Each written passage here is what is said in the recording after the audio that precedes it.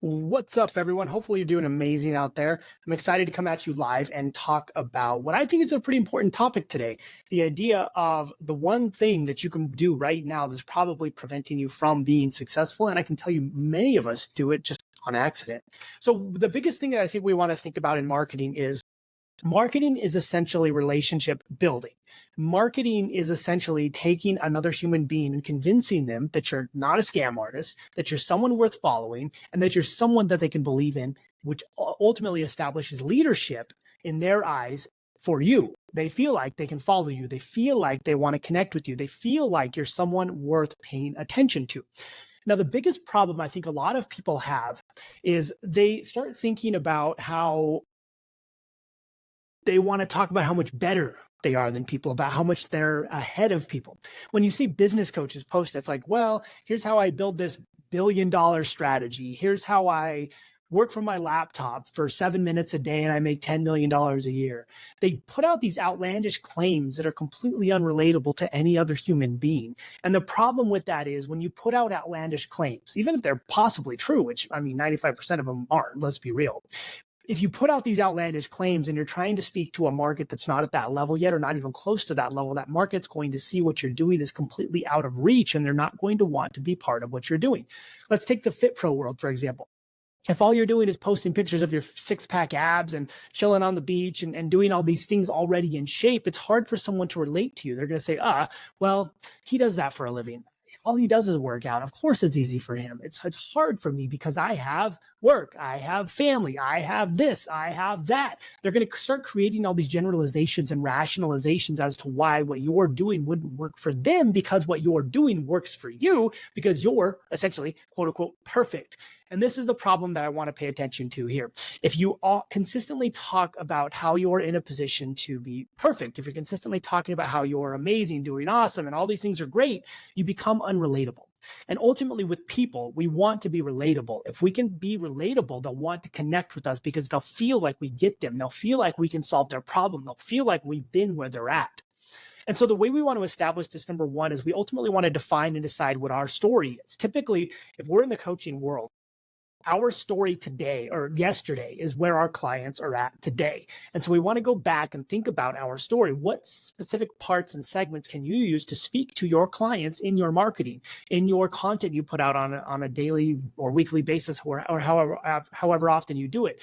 How can you take your story and clip it into pieces to where you can give people teachable lessons that they can use to see how they can propel past where they're at today and get to a better future tomorrow?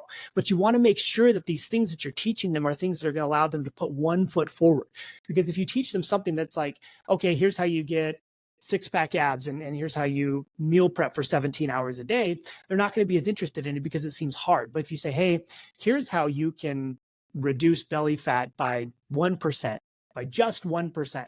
Here's how you can not avoid meal prepping and eat healthy practically every day. Something you want to start thinking about options like this that people can say, oh, you know what? I can probably do that. That might not be that hard. That might not be that difficult. I could actually maybe put that together. Let me know if this is making sense. If this is making sense, just drop "makes sense" down in the comments below so that I know this makes sense. And if you have questions, drop those down in the comments below. And I actually put a Facebook post on my personal profile about being relatable and why it's important and what it ultimately does. If you're interested in that, just put relatable down in the comments and I'll tag you in that post. But the next thing we want to think about, okay, what else do I have that can create relatability in what I'm doing? Well, I have clients. Like if you have clients, define their stories. Interview your clients. Where did they come from? What were they struggling with? What did you help them with? Where are they at now? What would they say to people on the fence? And then take that instead of just blasting out testimonial videos all the time and write stories about your clients. I was sitting there with so-and-so and they said blank, which got me thinking about blank. When they first came to me, it was this situation. What we did was we worked on these two things. And what that did was it got them here. And then once they got there, we worked on this and that got them to this position. That showed the journey and the progression of a client through a story. So it didn't seem like a salesy testimonial. It seems like I'm telling a story about someone who is successful in creating a teachable lesson surrounding that. And so ultimately that drives people to say, okay, well, if he's working with people like that, that person's just like me, this has got to work. And they'll start rationalizing why this is important. The next thing we want to think about is just being imperfect. When you show your flaws, when you show where you struggled, where you show the most challenging prospects and pieces of your life and ultimately what you're going through, that's when people can connect with you. People don't connect with perfect. The people who pretend to be perfect are the people who have the biggest problems, but they're hiding it and they won't talk about it. So nobody wants to connect with them because they seem completely unrelatable. But the people who talk about their flaws, the people who are open, the people who are a little more vulnerable are the people that are most likely to be relatable, and the people that you can actually feel like you can create a connection with, because those people seem like they're real, they're down to earth, they're actual human beings. And so when we organize this in our content, what we want to do is we want to think about, okay, well, I can use this in my content. I want to think about this in my ad strategy. I want to think about this in building my VSLs, writing my emails. Like everything across the board needs to be this humanistic dynamic of marketing. And when you think about it, marketing really is just connecting to human beings and learning how to create that connection consistently so people see you as someone they can trust, someone they know or they feel like they know, and someone they feel like they like that's not a scam artist. And the way we do this is to create this relatability factor. And sometimes this is hard for people because people don't like to open up. People don't like to be vulnerable. People in the business coaching world especially want to pretend like they're drinking Mai Tais on the beach. They have millions of dollars. Nothing can touch them. They're on top of the world.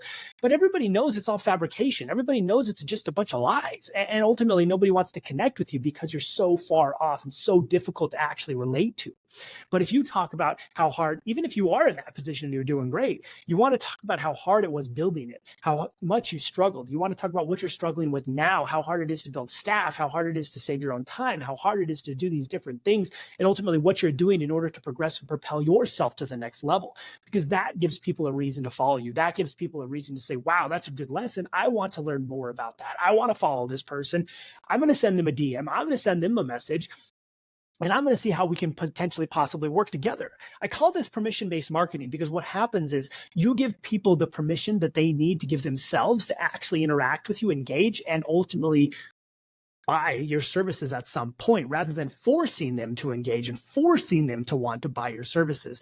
So think about this. Everything you write, say you're writing ad copy. Here's another example. You're writing ad copy, and the ad copy is, looking at the mirror, I looked great, but inside, I felt horrible. Doesn't seem like that should be the case. From the outside looking in, I had the six pack. I had everything. Everything seemed to be on point. But from the inside looking out, it was never good enough. Something like that. Like that's a really good way to start something. I would attract an audience there who maybe does look great, but doesn't feel great. And so you want to think about that kind of vulnerability in your marketing. That's the kind of stuff that's going to get people to not only opt in, but be emotionally invested into what you're doing and emotionally invested into wanting to be part of your ecosystem and move deeper into what you're actually doing. So think about this. At the end of the day, people are always going to remember the way you made them feel. They'll forget everything you taught them. They'll only maybe retain 10% of what they learned. But the way you made them feel, they'll carry that forever. Think about your relationships. Think about the things you've been through. The things that you remember are the things that were the most emotionally hard-hitting things for you in life. And that's exactly why people and how people make purchasing decisions.